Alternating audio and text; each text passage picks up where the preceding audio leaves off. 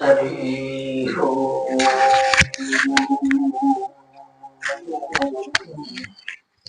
శ్రీ గురుభ్యో నమః. పవిత్ర ఆత్మస్వరూపులుగా ఎన్నో జన్మల పుణ్యం ఉంటే గాని మానవ శరీరం వచ్చింది. ఒక జన్మ పుణ్యానికి మానవ శరీరం రాదు.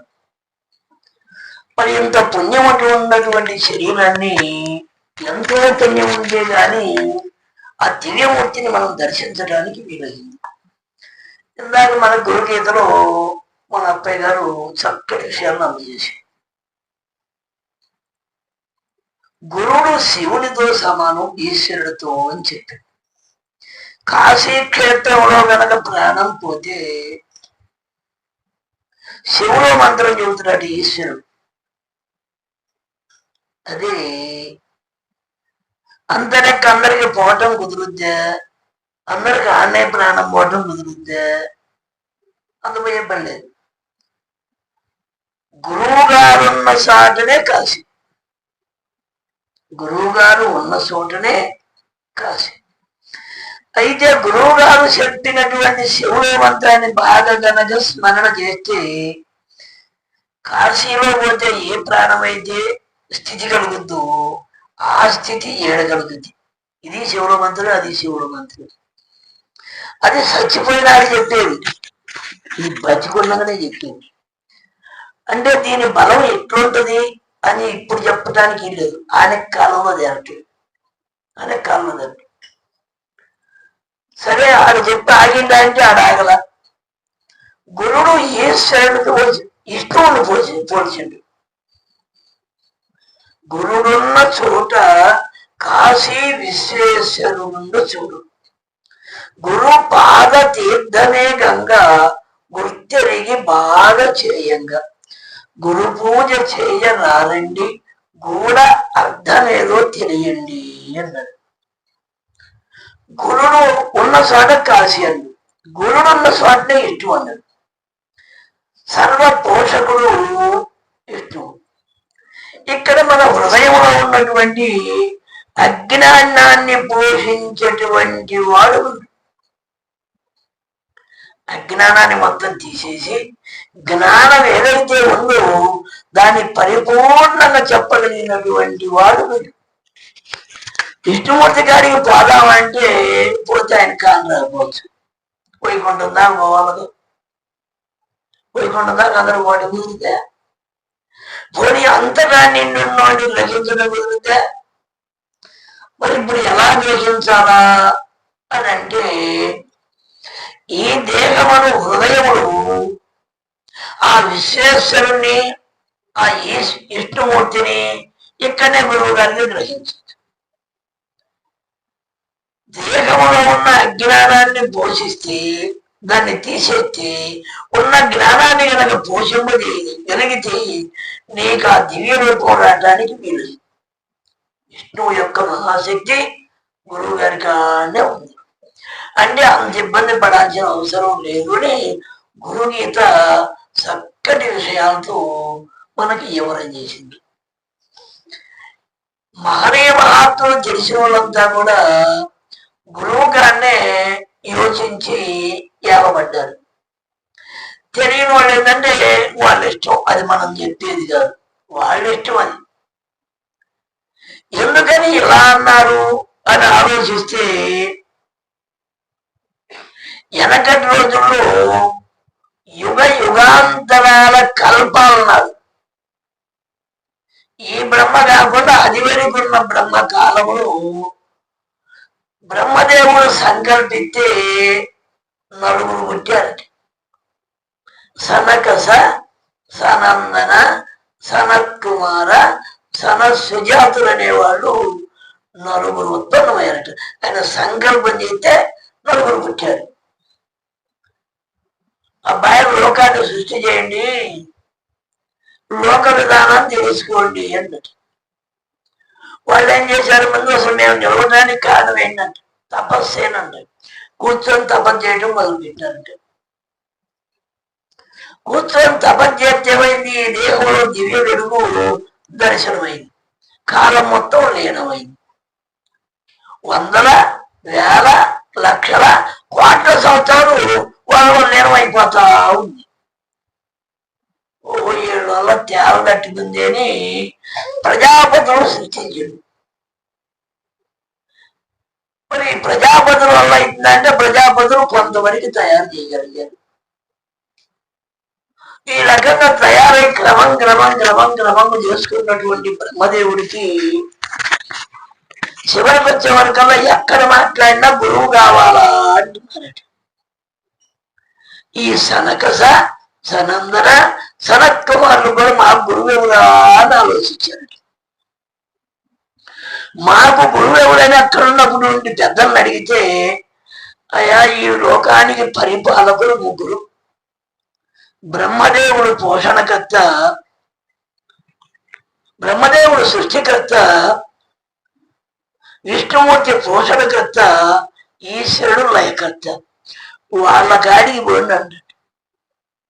బ్రహ్మదేవుడి కాడికి పోతే ఆయన రాతే సరిపోయిందంట, రాసుకోవటమే.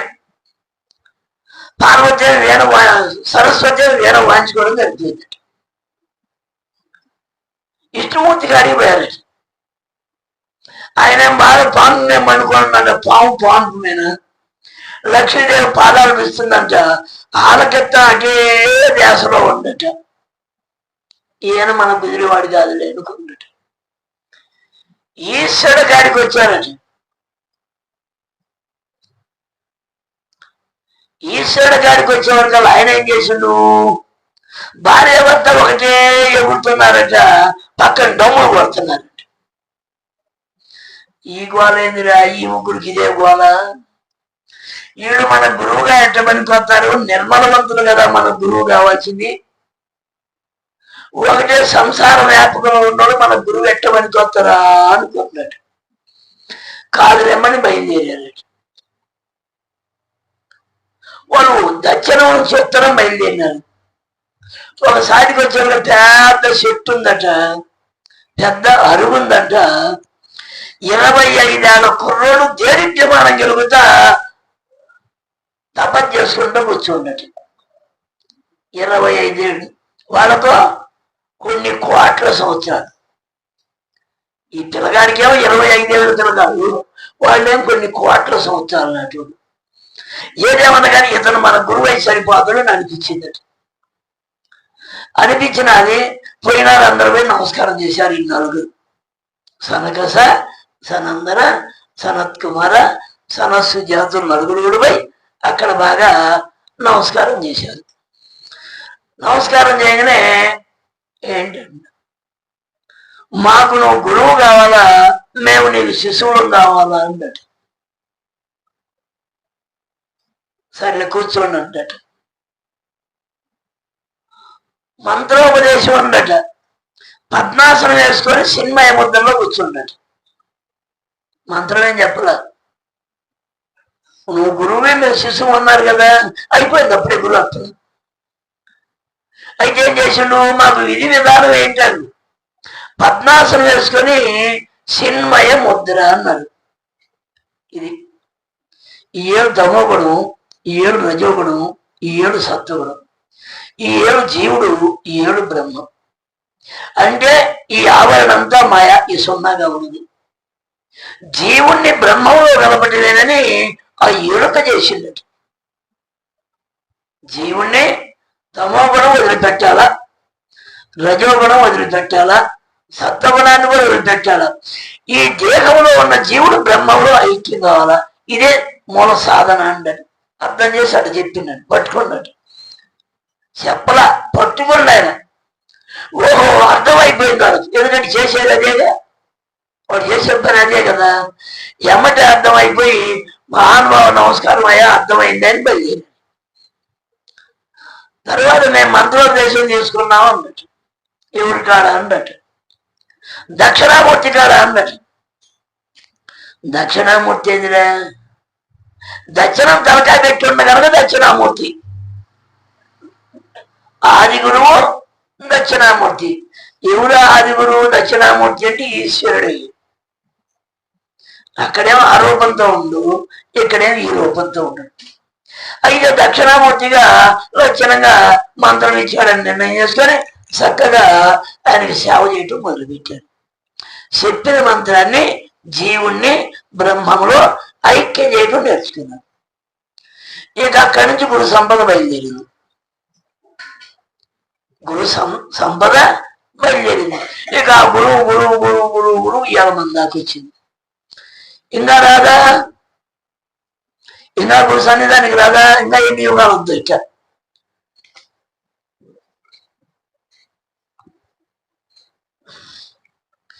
చెప్పిన మాట నమ్మి చక్కగా సేవించి ఆచరించినటువంటి వాళ్ళు ఆత్మను పొందుతారు.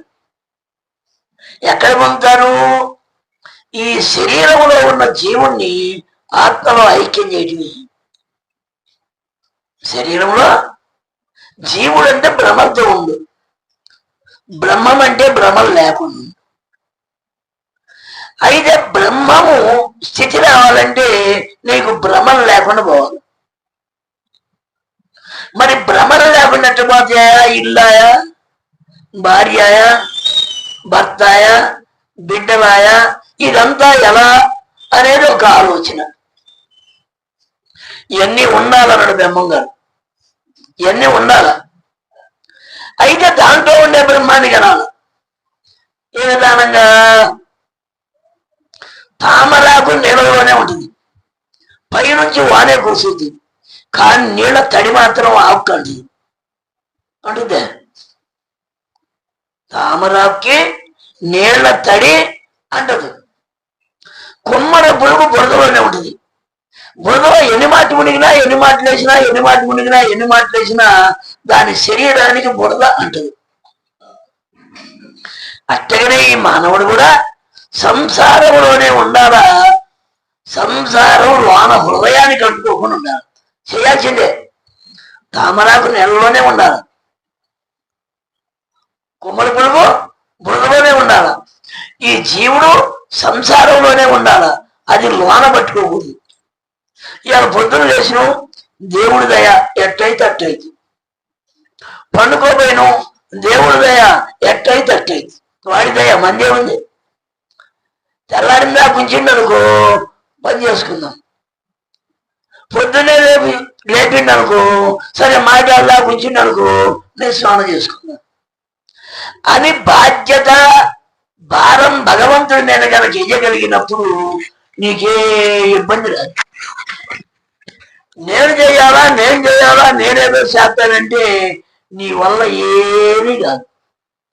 ఇలా వాళ్ళు గుర్తువా మన ఒకటే వాళ్ళ 4 రోజులు అనుకునేవాళ్ళు ఆపుతావా? నీ వల్ల ఏమైంది? ఎక్కువైందంటే ఆపడం చేత కాపా, లేదంటే కురిపీయటం చేత కాపా. మరి నీ వల్ల ఏమైతుందా? ఏం కాదు. నీ మాట ఏమన్నా ఏంటయ్యా? నీ మాట వేయను. ప్రకృతి సూర్యుడేమన్నా నీ మాట ఎంట, చంద్రుడేమన్నా నీ మాట ఎంట, వాయువేమన్నా నీ మాట ఎంటదా, అగ్నేమన్నా నీ మాట ఎంటదా? నీ మాట వినేది నీళ్ళేమన్నా నీ మాట ఎంటయా? భూమి అన్న నీ మాట ఎంటదా? నీ మాట వినేది. పోనీ ఎన్ని ఎంటయో ఎనువో తర్వాత నీ కుటుంబంలో వాళ్ళు నీ మాట ఎంటరా? భర్త కానీ, భార్య కానీ, బిడ్డలు కానీ, అక్కచెల్లెలు కానీ, అన్నదమ్ములు కానీ, స్నేహితులు కానీ నిజంగా నీ మాట వినేవాళ్ళు ఒక్కళ్ళన్నా ఉన్నారా? వాళ్ళకి అవసరమై సరిపోతే ఈయన వింటారు, వాళ్ళకి అవసరం లేదే నీ మాట వినే వాళ్ళే లేదు. పోనీ వాళ్ళంతా ఎలా ఈ శరీరం కనుక నీ మాట ఏంటదే? సనకస సనందన సనత్ కుమారులకి, సనత్ సుజాతులకి కొన్ని కోట్ల సంవత్సరాలున్నా ఆ శరీరం పిల్లగాడి సవాల్ శరీరంగానే ఉండిపోయింది. మనకు శరీరం అదిపోయింది. కోట్ల సంవత్సరాలున్నా వాళ్ళకి శరీరం పిల్లగాడిగానే ఉండిపోయింది. మరి మన శరీరం ఉందంటే ఉండదే? ఉండదా? ఎందుకంటే వరకు అంటే నీ శరీరం నీకు అర్థం కావట్లా. పోనీ నీ శరీరం ఎంటికలే ఉంది అడిగైతే నల్లంగా ఉండే తెల్లంగా అయినాయి, మళ్ళీ నల్లంగా అంటే ఏంటి ఏంటియా? ఏను పోనీ నీ మోకాళ్ళు ఏమన్నా నీ మాట ఏంటియా? ఒకటే ఎప్పుడు కాళ్ళు అడుమడగా ఇడిమడగా అడుమడగా ఇటుమడగా. ఎందుకని నీ కాళ్ళు కూడా నీ మాటలు. పోనీ నీ కళ్ళు ఏమన్నా నీ మాట ఏంటియా? అందుకే 1, 4 అద్దాలు, 2 కళ్ళు 2 అద్దాలు, 4 కళ్ళు అనమాట ఒకడికి. ఇదేంటిరా? అది ఉంటేనే కావచ్చు, లేదు లేదు. పోనీ నీ పళ్ళు ఏమన్నా నీ మాట ఏంటియా? 4 సూపర్ మూడు ఇవ్వండి. ఎందుకు పడుతుంది అడగక నీకు చెప్పు వచ్చినానా, నీకు చెప్పొద్దని నా ఇష్టం అంటాను చెప్పండి. ఇదేంటంటే జాంకాయ తింటే కూడా మంచిగా తింటే కూడా మొంగడు తింటే కూడా వచ్చిన ఇబ్బంది ఎందుకే 4 నుంచి ఉంచి ఇప్పుడు అనుకోకపోతాడు. నా ఇష్టం నీకు చెప్పొద్దని అన్నది. నా పనులు నా మాట ఇలా మొన్న మా కమ్మకాలన్నా ఇది ఎట్లా మరి ఏంటి? పోనీ నీ మనసు ఏమన్నా నీ మాట ఏంటదా? మనసు కూడా మాట్లాడదు. మరి ఏదేంటది నీ మాట? భర్త ఎందాయా, భార్య ఎందాయా, కొడుకులు కూతుర్లు ఎందాయా, అల్లుడు కోడళ్ళు ఎందాయా, మనవుడు మనవరాళ్ళు ఎందాయా? మరి వినేవాళ్ళు ఎవరు నీ మాట? వినిపించుకోవాల్సింది నీలో ఉన్న మనస్సుని మనసా ఎరిపోగల బాగాకి దైవం ఒకటి దేహంలో ఉండడే, వాడే విరిగేదే దైవం. ఆ వెనుక్కాలు కూర్చోలే భజన అనుకున్నారు మహాత్ములు. వేమన గారు ఏం చెప్పిను? నాకు దిక్కు ఎవడన్నా నడినాలము నందునున్న వేకు చుక్క అంటే విరిగే దిక్కు, వెనుగు కన్న దిక్కు వెతికి చూసిన లేదయ్యా విశ్వనాథిరావు ఇంద్రవేమా అన్నాడు. ఏం చూసుకుంటూ తన దేహంలో తన త్రికూటంలో తను వెలుగును చూసుకుంది. ఈ వెలుగే సర్వం, ఈ ఎరుగే సత్యం, ఈ ఎరుగే ఆత్మ. ఈ ఎరుగే ఎరుగు ఎంతుంది? రవ్వంత జ్యోతి కనుక నీకు దర్శనం అయితే కోటి సూర్యుల మహాకాంతికి దాన్ని దంచొచ్చాడు బ్రహ్మంగారు. అణువంత జ్యోతికి ఆ కాలంతే సార్. అణువును చూశారు మీరు? అణువు చూశారమ్మా? ఏది ఏమ్మా?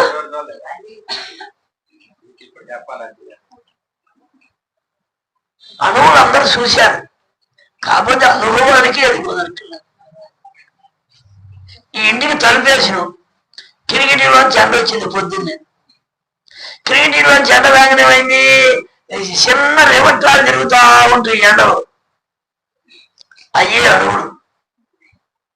ఆ అణువంత జ్యోతి కనుక ఈ త్రికూటంలో దర్శనం అయితే దాన్ని క్రమంగా కోటి సూర్యుల మహాకాంతికి పెంచుకోవచ్చు అని ఎవరన్ను? బ్రహ్మంగారు. వచ్చి మాట అందావా, నిజం మాట అందావా? ఉత్పత్తి చేస్తే మరి వడ్డీ అనుకోవచ్చు. మరి చెప్పింది బ్రహ్మంగారే, నమ్మాలిగా. నాయన ఇబ్బంది పడాల్సిన అవసరం లేదండి బ్రహ్మంగారు. బ్రహ్మంగారు దైవం కోసం ఇబ్బంది పడాల్సిన అవసరం లేదు, అసలు శ్రమ పడాల్సిన అవసరం కూడా లేదు. ఎందుకని? నీ దేహాన్ని వదిలిపెట్టి దైవం పాడు కనుక. నీ దేహాన్ని వదిలిపెట్టి దైవం పాడు కనుక ఎప్పుడు నీ దేహంలోనే ఉండు. నీకు సమయం ఎప్పుడు నిలుచు నిశ్చల వార్త, మాకు సమయం ఎప్పుడు మరలా వార్త. సమయమునకు సమయం అమలిన గురుమూర్తి కాళికాంబంస కాళికాంబ అను. నువ్వు గురుదేవాన్ని పలకొచ్చిన వరకు ఎప్పుడైనా గురువు గారు పలుకుతున్నట్టు. గురువు గారు పలుకుతున్నా పలకడా? ఏమాయ్ నిజం చెప్పండి, అబద్ధం చెప్పదు. పొద్దున్నే పిచ్చినా పలుకుతున్నాక, పగులు పిచ్చినా పలుకుతున్నాక, నంజాకాన్ని పిచ్చినా పలుకుతున్నాక, తెలంగాణ పిచ్చినా పలుకుతున్నాడు. అసలు తిరిగితే పలుకుతున్నాక గురువు గారు. ఎవరన్నా బ్రహ్మంగారు అంటాడు. కొన్ని అబద్ధం నిజమా? పిలిచిన పలికే దేవుడవయ్యా నీవు అన్నాడు. ఇక్కడ బ్రహ్మంగారు ఏమన్నాడు? నువ్వు ఎప్పుడు పిలిచినా పలకడానికి నేను రెడీగా ఉన్నాను అంటున్నాడు. గురువుగారు ఆడండు ఈ సహస్రార పద్మంలో తలకాయలోనే ఉంటుంది. గురుమూర్తి ఆధార, స్వాధిష్టాన, మణిపూర్వక, అనాహత, విశుద్ధ, ఆగ్నేయ, సహస్రార చక్రంలో గురుమూర్తులు. అంటే గురువు గారిని ఆడ పెడతావు, కొత్త బావిలో ఇంట్లో పెడతావా? అది వాళ్ళకి అర్థం కాదు. గురువు గారు ఏం చెప్పిన అర్థం కాదు. గురువు గారిని నిలబెట్టాలా, నీ తలకాయలో పెట్టుకోవాలి.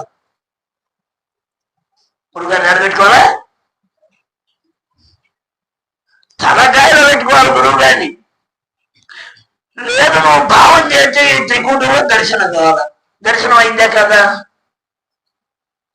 త్రికూటములో గురువు గారిని భావం చేస్తే దర్శనం అయిందే కాదా? ఎవరితో చెప్పండి. ఎవరికైనా అయితే అయితే నీకు ఏకాగ్రత అయితేనే అయింది, లేదు కాదు. నేను ఎన్నో మాట ఎప్పుడు చూసుకుంటా గురువు గారు, నా భావన ఎట్లా చేస్తే అట్లా కనపడుతుంది గురువు గారు. మీకెందుకు కనపడరు? నాకు కనపడితే పోనీ నేను ఎన్నో మాట పని చేసుకున్నా. ఉళ్ళని సరుకు కూడా పండుకుంటేప్పుడు సంతకాలు చెబుతాం గురువు గారికి. గురుదేవా తెల్లారి నాకు 4ంటికి కరెక్ట్ లేకపోయాడు. ఒక్క నిమిషం అటు ఇటు కాకుండా చెయ్యి పెట్టి కనపడుతుడు, త్వరగా పెట్టి అనుకోడుతుంది. అయ్యా అంటాడు, అయ్యా అంటాడు. లేచితే గురువు గారు అన్నాడు, టైం చూస్తే కరెక్ట్. లేచితే గురువు గారు కాదు, కొట్టేది పెట్టింది. మరి టైం కరెక్టేనే, నేను చెప్పిన టైమేనే. మనకు మధ్య మలుపు ఉంది, గురువు గారికి మధ్య మలుపు లేదు. మనకు మధ్య మలుపు ఉంది, గురువు గారు చెరుకుంది. అందుకని నేను బ్రహ్మంగారు ఏమన్నాను, నీకు సమయం ఎప్పుడు నిలుసు నిశ్చల వార్త. నిశ్చలం కావాలా. మాకు సమయం ఎప్పుడు మరలా వార్త. సమయమునకు సమయం అమిలిన గురుమూర్తి కాళికాంబంస కాళికాంబ. ఏ సమయాన్ని మించిన వెళ్ళడానికి రెడీగా ఉన్నాడు గురుమూర్తి అన్నాడు. అబద్ధం కాదని, అక్షర సత్యమే. నేను చూసుకున్నాగా, మీరు చూసుకోండి. నేను చూసుకున్న నా జీవితంలో అబద్ధం కాదు, అక్షర సత్యమే చెబుతాను. నన్ను కొడుతున్నట్టు ఎన్నో మాటలు అయిపోయినట్టు. హరిహోం అనే రూపంలో ఈ త్రికోణంలో నేను అష్టభావం చేస్తే అట్టు దర్శనమిచ్చి మీకెందుకు అన్నాడు. హరిహోం అనే రూపంలోనే భావమున బాహ్యమునందున గోవింద గోవింద అని తలసరే మనసా అన్నాడు. ఎవరు? అన్నమయ్య గారు. అంటే మన భావంలో కరెక్ట్ ఉండాలి. నీ భావంలో ఒకటనో నోట్లో ఒకటి ఉంటే, నోట్లో ఒక మాట ఉంది, వానం ఒకటి ఉంది, ఆలోచన ఒకటి ఉంది, ఎక్కడ కుదురుతుంది? ఈ 3 ఏకం కావాలి. నీ భావన, నీ నోటు అక్షరం, నీ ఏకాగ్రత 3 అయితే కానీ దర్శనం కాదు. మరి అటువంటి మహాస్థితి ఈ శరీరంలో ఉందన్నాడు బ్రహ్మంగా. పిలిచి ఎప్పుడైనా బలగడానికి ఆయన రెడీగానే ఉండు.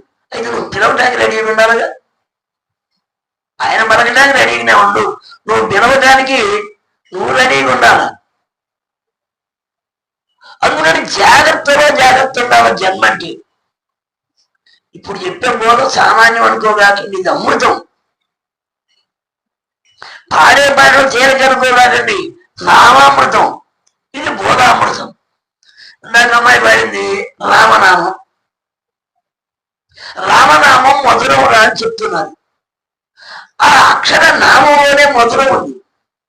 దాని మధురాన్ని మనం నిజంగా గుణాలుగా కనుకటువంటి నామాన్ని, ఈ బోధని అనే అమృతాన్ని బాగా అనుభవించగలిగితే ఎంతకన్నా భాగ్యం లేదు.